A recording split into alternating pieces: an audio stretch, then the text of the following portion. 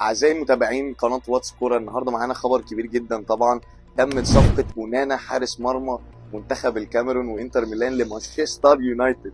مع ان طبعا زي ما انتم شايفين يعني مانشستر يونايتد مش هو الفريق اللي انا بشجعه، بس طبعا صفقة كبيرة وحركة موفقة جدا من تنهاج، عشان ده اللي هيكون خليفة دافيد ديجا في حراسة المرمى. وكمان طريقة لعب اونانا هي الطريقة الجديدة او العصرية بتاعت الكورة، يعني توزع الكورة من ورا تكسب لعيب وانت بتبني اللعب.